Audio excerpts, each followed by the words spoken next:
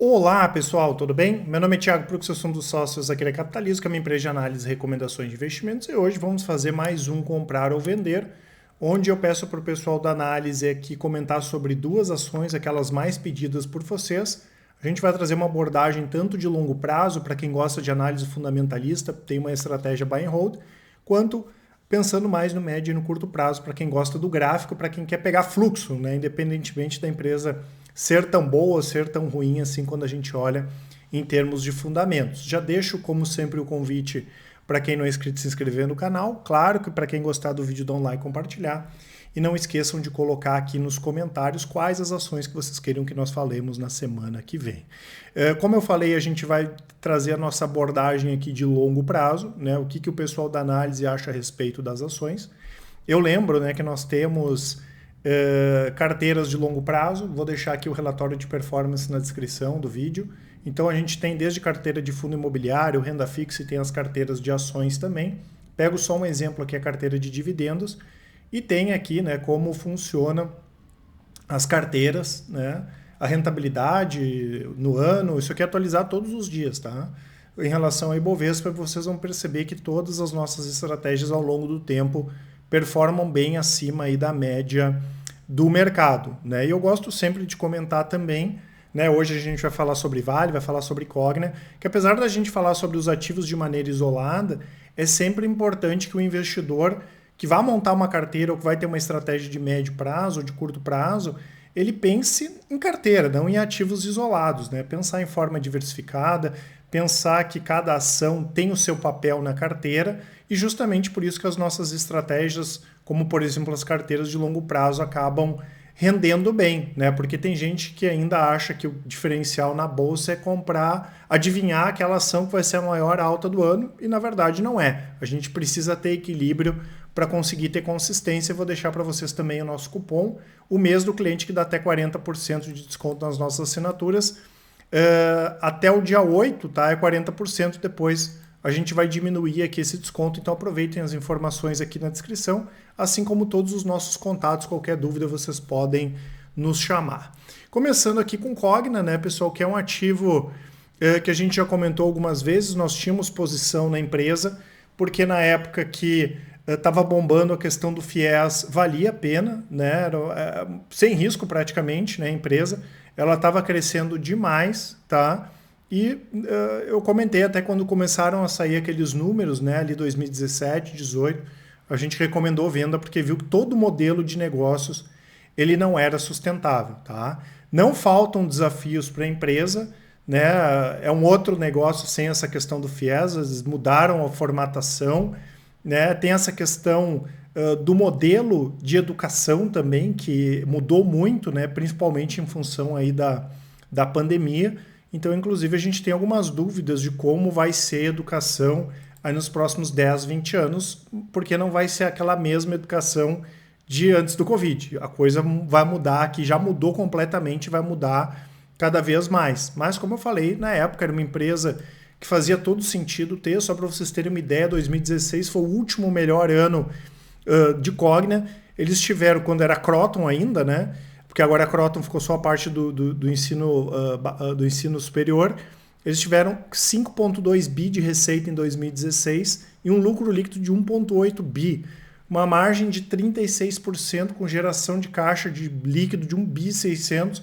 Uma ação que subia pra caramba e pagava dividendos, né? Então, era um outro momento até que a gente chegou em 2020, né? Não só o próprio modelo de negócios da empresa já tinha mudado, e aí veio a questão do Covid ainda, né? Porque o FIES mudou, né? Não é o mesmo programa que era antes, veio o Covid ainda, nós tivemos os mesmos ali 5 bi e pouco de receita, com prejuízo de 5 bi e 800. Claro que foi colocado tudo de ruim ali para fora, né, com uma geração caixa negativa de 1 bi 200, 1 bi 300, se não me falha a memória, né? Então, aparentemente, né, talvez o primeiro ponto positivo aqui é que não tenha muito mais para onde piorar a empresa, né? Se a gente olhar os números do primeiro semestre desse ano em relação ao ano passado, a receita cresceu um pouquinho, aqui 3,3, chegou a 2,3 bi. Se a gente analisar isso, daria em torno de 4 bi 600, bem abaixo ainda, né, dessa época boa aqui, que dificilmente vai voltar. Então, quem olha a Cogna acreditando que vai ser o mesmo negócio de antes, esquece, porque isso não vai acontecer, né? E eles diminuíram bastante também o prejuízo, né? O prejuízo foi de 114 milhões no primeiro semestre desse ano, bem melhor do que esses bilhões aqui que a empresa estava tendo de prejuízo. Então, aparentemente, não tem muito mais para onde piorar. Era difícil piorar em relação a 2020 e desde ali do final de 2021 a gente começou a ter algumas notícias mais positivas para o setor educacional, porque o setor educacional ele não vai terminar, né? Ele sofre por um grande ajuste, a própria empresa sofreu por esse grande ajuste e a empresa vem se reestruturando para conseguir melhorar em termos de rentabilidade. Então esse ano já está um ano que operacionalmente é melhor, né? Apesar desses desafios, tá? Tanto que a gente tirou a restrição que nós tínhamos em relação à Cogna, né? Isso é bem diferente de recomendar compra para longo prazo, mas a gente tirou a restrição, tá? Porque a situação, como eu falei, aparentemente não piora mais. Esse ano a empresa voltou a ficar com 1 milhão de alunos matriculados, coisa que não acontecia lá desde meados de 2015. Teve um aumento de captação na parte da Croton, né? De ensino superior ainda não, a queda foi em torno de 5% no início do ano, mas né, parou de piorar.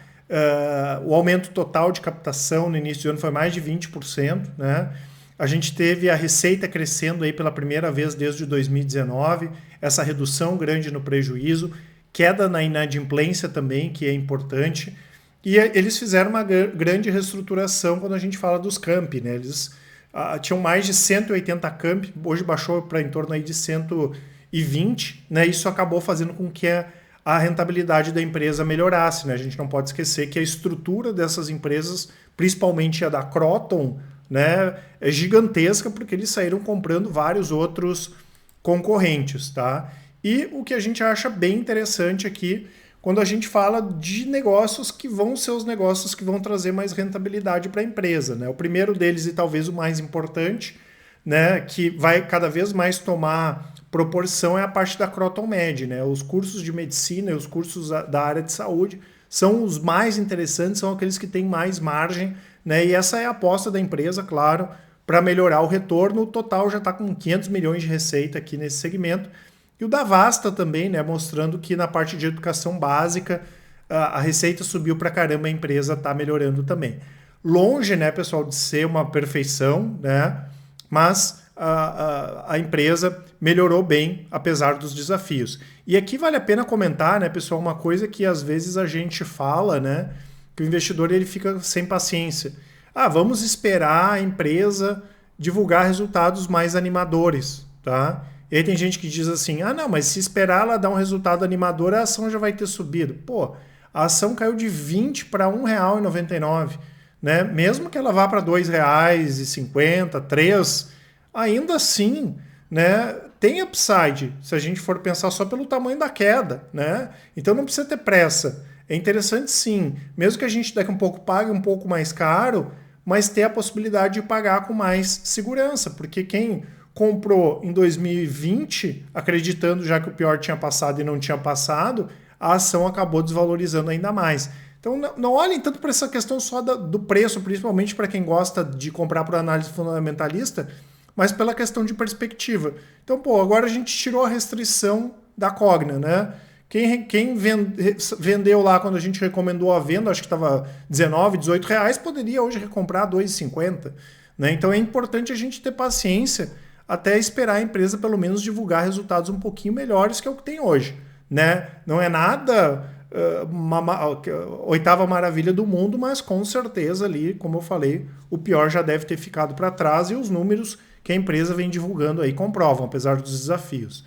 Já Vale, né, pessoal? A gente sabe que tem essas questões aí relativas a Brumadinho, a empresa continua tendo custos, despesas em relação a isso deve aumentar. Eu lembro que quando aconteceu o acidente, a gente fez um vídeo falando sobre isso, que a Vale tem que pagar mesmo, né? É um absurdo quando acontece esse tipo de coisa. A gente sabe que são vidas que foram perdidas, já tinha acontecido aquele caso de Mariana também. Agora, a verdade é que na prática, quando a Vale diminuiu a produção, o preço do minério explodiu. Porque hoje, né, a gente tem uma situação global que a BHP, a Rio Tinto e a Vale mandam no mercado de minério. É isso que acontece. E se elas diminuem a produção, o preço do minério sobe. As próprias empresas já perceberam isso. Né? Então, mesmo acontecendo aquela questão de Brumadinho, a Vale se beneficiou, porque o preço do minério subiu. Essa é a verdade. Né? Como eu falo, maior respeito às vítimas, tudo mais, mas em termos financeiros foi isso que acabou acontecendo. Tá? Sobre a questão, né, pessoal, da Vale em si, muita gente comentando, China, enfim, a China não tem alternativa, né? A China vai continuar crescendo, isso aí está dado, né? A gente não vê a menor chance disso não acontecer.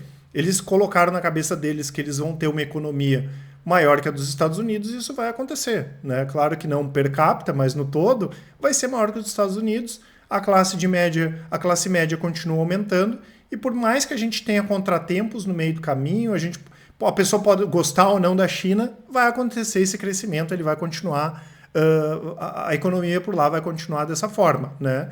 E quando a gente fala em crescimento mesmo, no nosso entendimento, a melhor parte do ciclo do minério já passou, a gente entende que tem outros metais que são mais interessantes ou outras commodities que são mais interessantes, né, do que a questão do minério, mas durante muito tempo a China vai depender do minério brasileiro.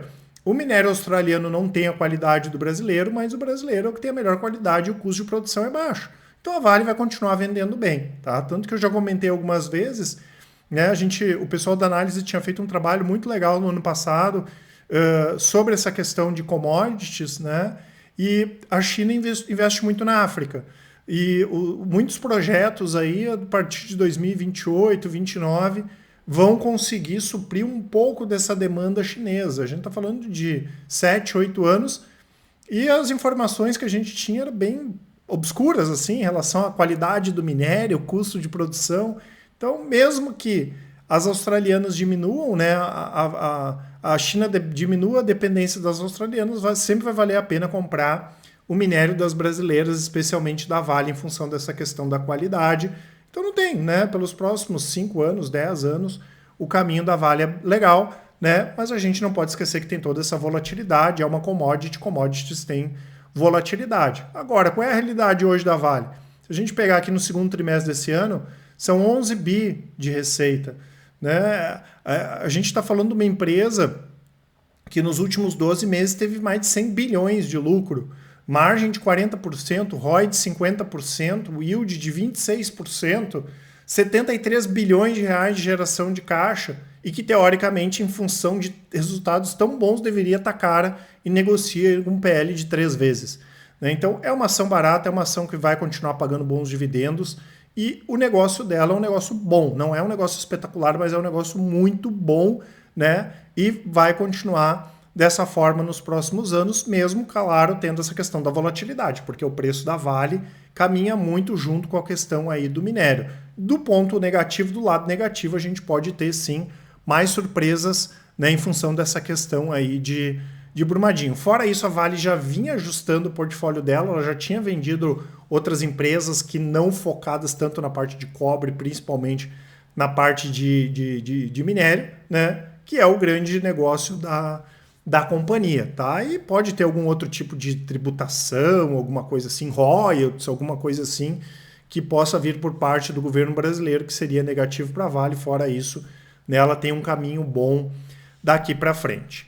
Então, né, pessoal, uma empresa ótima aqui, né, uma boa empresa no caso da Vale, né, vai continuar com esse cenário nos próximos anos, e uma empresa de recuperação que aparentemente o pior já passou, que foi o caso de Cogna. E normalmente, né, a gente comenta, né, que essas empresas aí, para quem gosta, tem que ter uma participação menor, essas empresas de recuperação, porque pode demorar aí para se recuperar.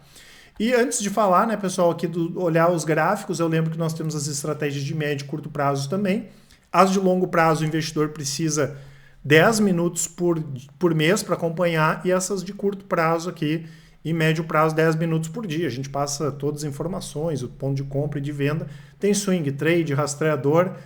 Para saber sobre elas é só clicar. Esse aqui é o rastreador, que são operações de 3 a 6 meses.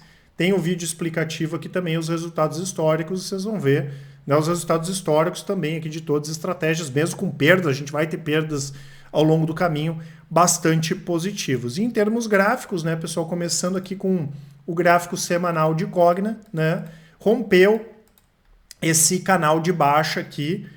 Essa última baixa dela foi em torno de 83% de 2019 até agora e está recém aqui iniciando a possibilidade, né, de uma retomada altista. Então, nesse preço aqui é um bom preço para comprar a Cogna, né, e abaixo aqui de R$2, né, que seria preocupante para ficar com Cogna, né, seria o stop da operação. Para cima pode andar para R$3, R$5, né, para cima ali o céu não tem, para cima não tem limite, né? Então, graficamente, pensando numa visão mais de médio e curto prazo, aqui interessante sim a compra de Cogna, né, vendo aqui stop só abaixo dos R$2, tá?